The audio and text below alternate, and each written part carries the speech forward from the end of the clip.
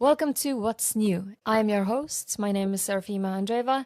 And today with me we have Iselin Nemeth Winther, a researcher at the Fridtjof Nansen Institute, and we will talk about Norway in the Arctic. Thank you for joining us, Iselin. Nice to be here. Nice to be here. I'm glad to have you here. So what is the Arctic for Norway? I would perhaps start with saying that the Arctic for Norway is a very integrated part of the country. So although it's like less people living there, more distances, it's very much resemble the rest of the state. So it's compared to many of the other Arctic states, it got like big cities, at least in a Norwegian context, like Tromsø, Bodø, Kirkenes, and also there's universities, hospitals. Actually 9% of the Norwegian population is living in the Norwegian Arctic, so it's pretty much an integrated part of the rest of the country. Great. I mean, that's great to hear, and it's not really the case for all the Arctic states. It's Norway is very unique there. But when Norway views and looks at Arctic affairs and Arctic politics, how does it view them? Does it view them, or are they primarily domestic?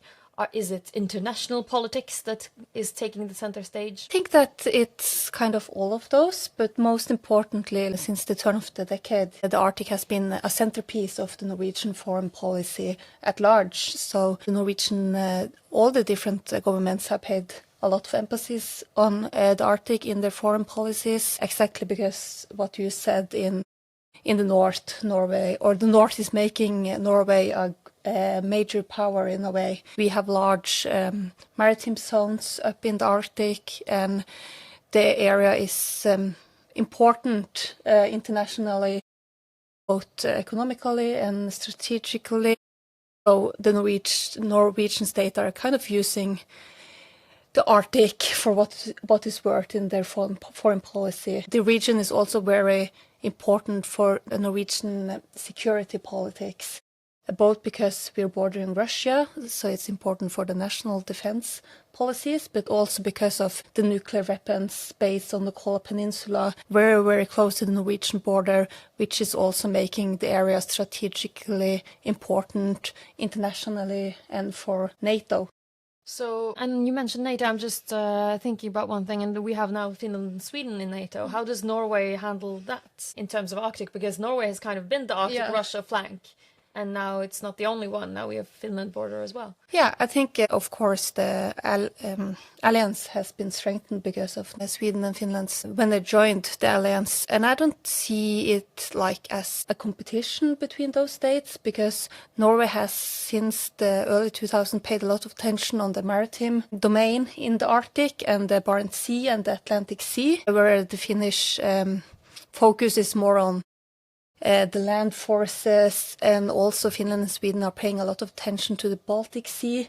So still the Barents Sea and the Atlantic Sea is kind of Norway's domain. Norwegian politicians like to say that they are the ears and eyes in the high north, NATO's ears and eyes. I mean, Norway also has a new high north strategy that recently came out. And we can see that some things have changed, some threat perceptions have changed maybe. Are there anything that we should, any lessons we should learn from the High North strategy? So usually Norway have paid a lot of attention on cooperation in its policies, but this year it's been a lot more like reality-oriented. So it pays a lot of attention on security, both in the military and defense way of looking at security, but also it looks at security in a more holistic way. So the security kind of emphasis is more apparent than before, and that's mainly in regard to Russia. But where we actually see a shift is that the policy is also mentioning China as something to be concerned about in the Arctic, and that's something new for a Norwegian Arctic strategy. You mentioned a holistic view of security. Is adding China the holistic way, or is it something else that makes it holistic? Thinking more about the strategy is referring to like total preparedness and to the subsea cables from the Norwegian mainland to Svalbard. So it's kind of taking into account infrastructure, total preparedness, transport in a larger degree than before. And also that's a very typical Norwegian thing to do, but both the national and the local governments are paying a lot of attention on how people are a cornerstone for national security. And that link is becoming more and more apparent on many government levels in Norway. And I think that's for the local government's part, it's also linked to the shrinking of population in the north. So by using people as a security kind of factor, you also bring attention to that you need people in the north. You mentioned how Norway is this maritime power, whereas Finland or Sweden are more land-based. So there is a separation there. And Norway has also, I mean, this is very unique for Norway because they have also cooperated in this maritime domain with Russia for quite some time. And one of these things that they've cooperated on are fisheries. The largest cod stock in the world for Russia and Norway have been cooperating since the time of the Soviet Union, actually. So, but now this cooperation is on very, very thin ice. So what is happening now? What has happened? After Russia attacked Ukraine in 2022, all cooperation with Russia was put on hold. But one of the things that were not put on hold was this fishery agreement, because both countries want a sustainable fisheries, or is to secure sustainable fisheries of this fish stock. But this summer, EU was putting sanctions on two of the largest fishing companies in Russia, and Norway decided to do the same. And this was, of course, not that welcomed in Russia. But you mentioned that this is part of the sanctions pack from the EU. Is this directly, the sanctions, are they directly affecting the fisheries, or is the reaction of the fisheries relationship between Russia and Norway, is the reaction kind of coming from outside of it? Is the sanctions, are they directly affecting the cooperation? By joining the sanctions, Norway are not allowing those two companies to fish in the Norwegian's economic zones as they used to be able to, and kind of prohibiting two large Russian fishing companies fishing in the Norwegian zones, which again made Russia kind of not too happy with the Norwegian choice to join the sanctions. What do you think it would take then for the agreement to kind of be on stable ground? Because this is what's very interesting, what we've seen in terms of cooperation between Russia and Norway after 2022.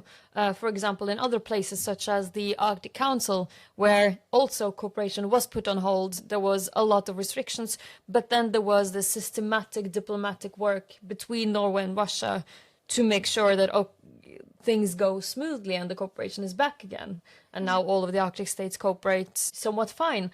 So I would assume that there is, or I can ask you, do you think that there is an interest for from the Norwegian side and maybe also from the Russian side to maintain this cooperation? Or is there primarily an interest for Norway to end it? It's not an interest for Norway to end it. I just think Norway has been put into a difficult position because with the new developments, both with Russia from 2022 and also the election of Donald Trump, Norway is really trying to be on good foot with the EU. Norway is not an EU state, but we're trying to tighten the cooperation, and probably therefore that's also the reason joining the sanctions. But contrary, this agreement is so important for Norway. If Russian trawlers and vessels are starting to fish in their zones, it's going to affect the fish in the Norwegian zones. Or if they don't agree on the same quota, it's going to affect both of them.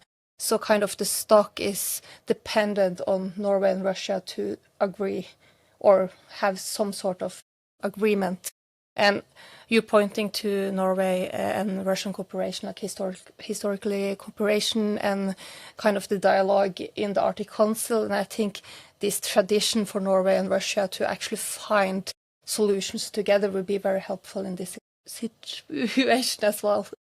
Absolutely. And you mentioned Donald Trump, and this has kind of been an elephant in the room because so far we've only been dealing with one state that wants to call itself a great power, but we actually have two states which are actually disrupting a bit in the Arctic, and Norway is finding itself in the middle of this, security threat, which is Russia, but also this state which does not really count climate change as a justifiable concern. The United States administration does not view the climate change as the threat that it should view climate change as. And this affects also all kinds of Arctic politics.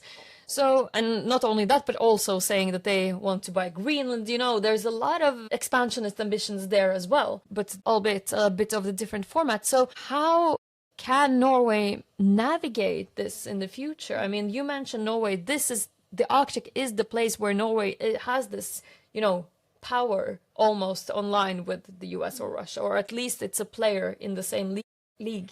So what can Norway do? I think Norway is a really hard position because we're absolutely dependent on the US for security issues. And we have also, during the last decades, we've actually had a really, really strong, not only relationship with NATO, but also a bilateral relationship with the US when it comes to security in Norway. So we're highly dependent on the US, but still Norway still want to support the rule-based world order, if you can say it that way. So what we see is that Norway is kind of trying to cooperate closer with the other Nordic states, also in security and Arctic issues, also cooperate closer with the EU, with Canada, with so-called like-minded states that are actually still trying to prevent climate change and still want to uphold multilateralism. So trying to build closer ties to more like-minded states is also apparent in the Arctic. It has more and more discussion has been on if it's possible to kind of make kind of frameworks within the Arctic Six, which is kind of this new term referring to the Nordic states and Canada. But still, I think all these small to middle power states are pretty aware that they have, to some extent, have to kind of rely on the states, US as well. So I think Norway and the other Nordic states are in a hard position. This is a fantastic illustration of this international relations up in the north, is that, for example, for Norway saying for a long time, we can't choose our neighbors, or we can't choose our geography, which is Russia. Also, they cannot choose the dependence on the United States in this security situation now. So there is this balancing, and there's a lot of challenges. I have only one last question for you, and that is, for the future, let's say that you can give any tips to a Norwegian decision maker making the Norwegian Arctic policy. If you would say one tip or one concern that is important to keep in mind, what would you say? I think it's important to remember that the Arctic will always be there, but the actors, the political leaders, the different political dynamics will change. So even though it feels now like cooperation with Russia is completely impossible, and to a certain degree it is, for example, the fish stock will always, or hopefully always, be there. So I think we need to keep in mind also climate change is going to be an issue after Putin, after Donald Trump. So trying to keep in mind the long threads that will affect the Arctic also in 20, 30, 40 years ahead. Exactly, and that's a great reflection. I mean, the climate in the Arctic, it has been shaped for millennia, right? So it's going to be there for many, many more years to come, even after us and even after the leaders of today. Thank you so much for being here. Thank you. And thank you for listening. You've been listening to What's New. This podcast is supported by the Fridtjof Nansen Institute and the Arctic Institute. Follow for more on Arctic geopolitics.